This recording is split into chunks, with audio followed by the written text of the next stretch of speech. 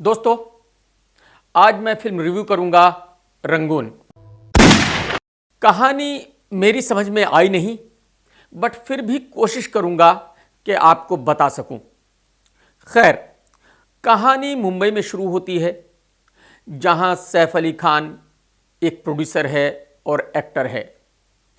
और फिल्म शुरू होती है 1947 में, जब सेकेंड वर्ल्ड वॉर चल रहा है।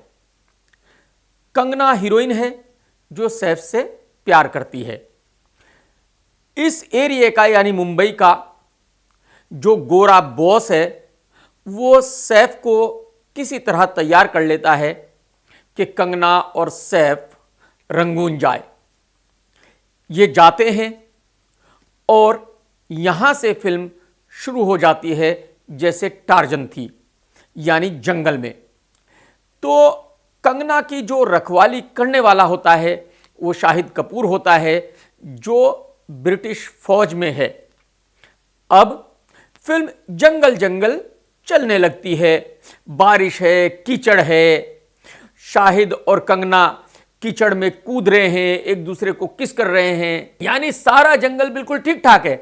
बस एक छोटी सी जगह है कीचड़, बट दोनों कीचड़ में ही कूदते हैं, दोनों को वहीं किस करनी है। यहां तक आते आते सैफ इन दोनों को फिर ढूंढ लेता है, यानी इंटरवल हो जाता है।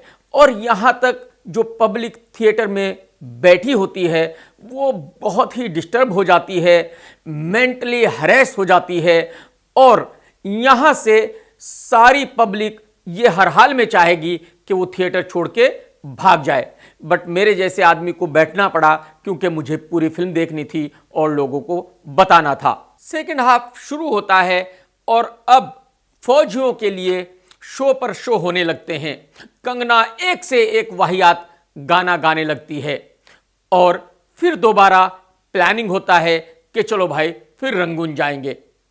अब यहां शुरू से एक चीज को रखा गया है कि एक तलवार है जो सुभाष चंद्र बोस साहब के पास पहुंचानी है। अगर सुभाष चंद्र बोस जी आज जिंदा होते तो मैं यकीन से कह सकता हूं कि वो ये फिल्म देखने के बाद विशाल भारद्वाज का मर्डर करते और फिर खुद ही खुदकुशी कर लेते।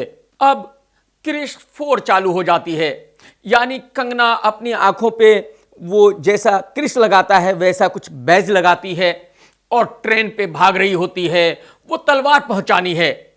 और अब पब्लिक जो है वो इतनी पागल हो जाती है कि अपने बाल नोचने लगती है। आप यकीन करिए, मैं अपनी मां की कसम खा सकता हूं कि जिंदगी में मुझे पहली दफा ऐसा हुआ जब थिएटर में बैठे हुए ये फिल्म देखते हुए मुझे एक वक्त में ऐसा लगा कि मुझे उठकर जो मेरे चारों तरफ लोग बैठे हुए हैं उनको मारने लगना चाहिए, उनसे झगड़ा करने लगना चाहिए, क्योंकि वो फिल्म मुझसे बर्दाश्त नहीं हो रही थी।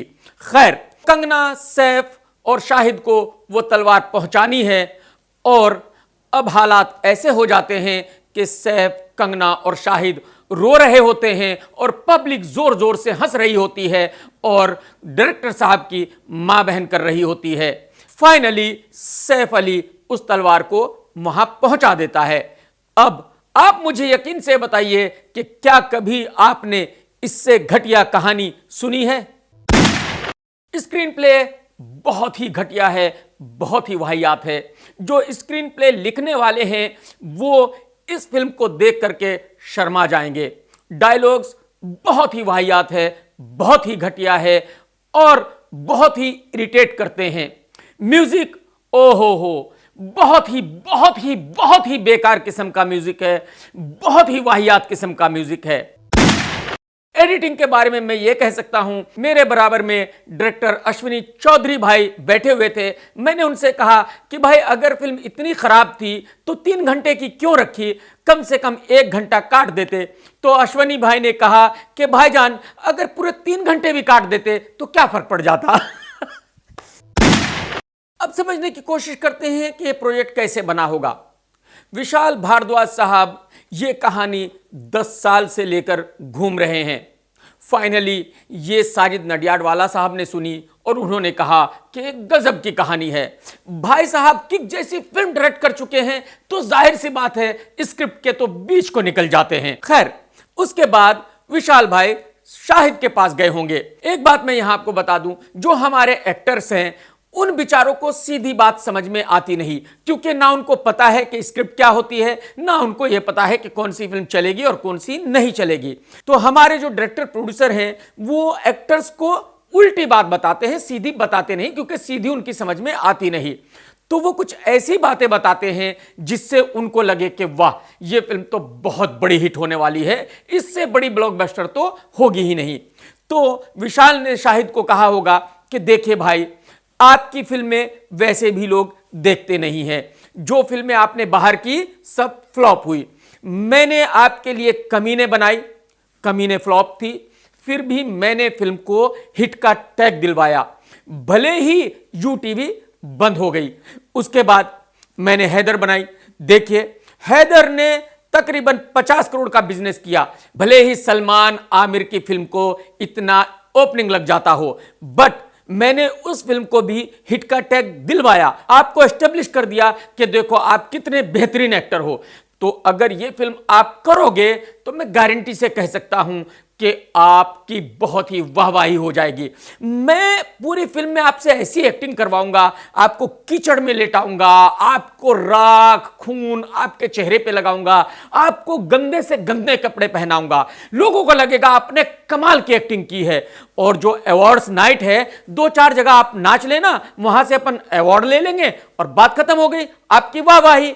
और इस तरह से शाहिद भाई ने यह फिल्म को ओके कर दिया। उसके बाद विशाल साहब सैफ के पास गए और उनको बताया कि भाई साहब, आज हकीकत यह है कि आपके घर में जो कुणाल खेमू है वो आपसे बड़ा स्टार है, तो अगर आप मेरी फिल्म करोगे तो आपके लिए फायदा ही फायदा है, क्योंकि फिल्म की हीरोइन कंगना रनावत है जो आपका फोन तक नहीं उठाएगी, आपके साथ फिल्म करना तो बहुत दूर की बात है। और फिर साजिद भाई प्रोड्यूसर हैं, आपको पैसे भी अच्छे देंगे, और साजिद भाई कौन से पैसे अपने घर से दे रहे हैं, वो भी किसी ना किसी वायाकॉम जैसे कॉर्पोरेट हाउस को फिल्म चिपका ही देंगे। तो मेरे भाई, अगर ये फिल्म करोगे तो आपके लिए बेस्ट है, शाहिद साथ में है। इस तरह से सैफ भी आ गया। अब इसके बाद विशाल गए कंगना के पास। कंगना को कहा होगा कि देखो, खान आपके साथ फिल्म करते नहीं है, अजय, संजू, ऋतिक वो भी आपके साथ फिल्म नहीं करते, तो करोगी क्या? यहां पे सैफ है, शाहिद है और साजिद नडियाडवाला जैसा बड़ा प्रोड्यूसर है और मेरे जैसा बहुत ही जबरदस्त किस्म का डायरेक्टर है। तो अगर यह फिल्म आप करोगी तो आपके लिए मतलब चांदी ही चांदी है, और पैसे तो जो आप मांगोगी वो मिलेंगे। इस तरह से कंगना ने भी सोचा कि यार ये सही कह रहे हैं, वैसे भी मेरी फिल्में कौन सी चलती हैं और लोग कौन सी फिल्म देखने जाते हैं सिवाय एक तन्नू वेड्स मन्नू के। तो इस तरह से कंगना भी आ गई और इस तरह से ये प्रोजेक्ट खड़ा हो गया। डायरेक्शन की बात करने से पहले मैं विशाल भारद्वाज साहब से ये पूछना चाहता हूं कि भाईजान सच बताना, आप करना क्या चाह रहे थे, आप बनाना क्या चाह रहे थे?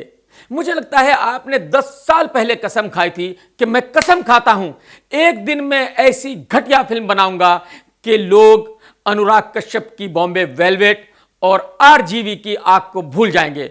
और भाईजान, आज आपने ये बात साबित कर दी, मैं आपको सैल्यूट करता हूं। खैर, आपने डायरेक्शन बहुत ही घटिया किस्म का किया है, आपने फिल्म बहुत ही वाहियात किस्म की बनाई है, एक ऐसी फिल्म बनाई है जो मेरे लिए बॉलीवुड की आज तक की सबसे घटिया फिल्म है। तो आप कमीने बनाकर यूटीवी को बंद कर चुके हैं, ओमकारा बनाकर इरोस को लूट चुके हैं, और अब रंगून बनाकर आपने वायाकॉम की दुकान बंद करने के पूरे इंतजाम कर दिए हैं। आपको बहुत बहुत मुबारक हो। खैर, मैं आज बहुत ही शर्मिंदा हूं कि मैंने अनुराग कश्यप को यह कहा कि उन्होंने बहुत खराब फिल्म बनाई थी। एक्चुअली आज अनुराग कश्यप को अपने ऊपर फक्र होना चाहिए कि उन्होंने बॉम्बे वेलवेट बनाई थी, जो आपकी फिल्म से कम 70-80 गुना अच्छी है। सैफ ने बेचारे ने वैसी एक्टिंग की है जैसी वो हर फिल्म में करते हैं। फर्स्ट हाफ में उनके तकरीबन 3-4 सीन है और सेकंड हाफ में तकरीबन 7-8 सीन है, यानी विशाल भारद्वाज ने उनको यहां जूनियर आर्टिस्ट बना दिया है। अगली फिल्म उनकी सैफ आने वाली है जिसका 100% फ्लॉप होना पक्का है, यानी सैफ अली खान का कैरियर इस फिल्म के साथ ही माशाल्लाह माशाल्लाह हो गया है। शाहिद कपूर ने बहुत ही गंदे कपड़े पहने हैं, बहुत ही अपने आप को कीचड़ में लपेट कर रखा है, राख खून में लपेट के रखा है, क्योंकि उनको विशाल भारद्वाज ने शायद यही बताया था कि आप जितने ज्यादा गंदे दिखोगे लोगों को लगेगा कि आपने बहुत बेहतरीन एक्टिंग की है। बट हकीकत यह है कि अगर उनकी एक्टिंग को मैं हैदर से कंपेयर करूं तो बहुत ही खराब एक्टिंग की है।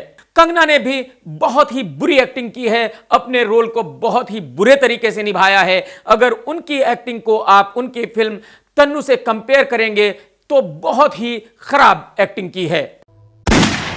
कुल मिलाकर यह फिल्म बहुत ही ज्यादा खराब है, बहुत ही घटिया किस्म की फिल्म है। इस फिल्म को एक्चुअली हवालात में जो कैदी हैं उनको दिखाकर उनसे गुनाह कबूल कराया जा सकता है।